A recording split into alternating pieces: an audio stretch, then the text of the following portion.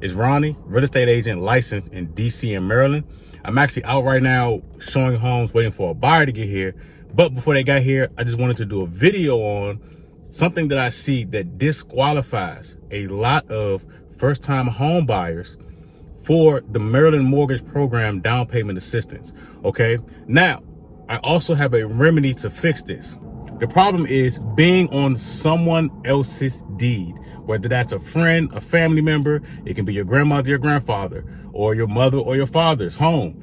If you are on that deed, according to the state of Maryland, you are no longer a first-time home buyer.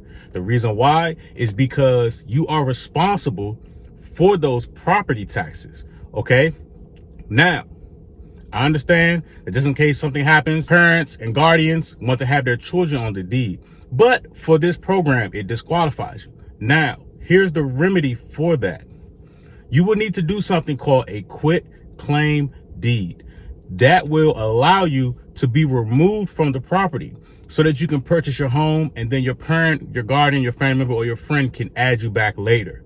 Okay, now here's the thing. If you're going to use or do a quitclaim deed, the state will not give you the thumbs up to use the assistance until that particular county has recorded that deed. Okay, so I've been in cases where, you know, we're about to close on the home and this has come up. Hey, you're on someone else's deed. You disqualify for the first time home buyers assistance. So we had to do the quitclaim deed, have them removed, and then there's a wait period for the county to actually record that deed. That I've seen it being done as fast as a week. I've seen it done 3 weeks, right? So what happens is it extends the closing. So like I said, I've had to extend the closing almost 60 days or an additional 30 days.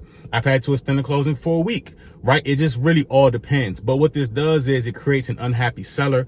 You know, some of these sellers may walk, but I'm letting you know this so that in case you are on someone else's deed, you can plan accordingly. So let's just say you plan on buying a home in March. Well, as soon as you get your pre-approval in March, you may want to reach out to a title company and tell them that you want to do a quitclaim deed to have yourself removed from your parents' home or your grandparents' home. So that way you can use the assistance and not have any hiccups in the process that could potentially cost you, you know, a home that you really like, and, you know, and have an unhappy seller, and then you'll be unhappy because of a technicality. Okay, now here's a bonus.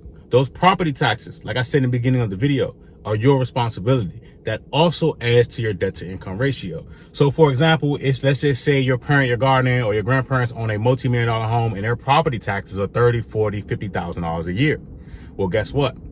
That property tax payment, technically, because in the state of Maryland, you know, you're a homeowner, that is a part of your debt to income ratio. It is looked at as a monthly bill. So they'll divide that $30,000 a year into 12 months. They'll divide that $40,000 or $50,000 a year into 12 months.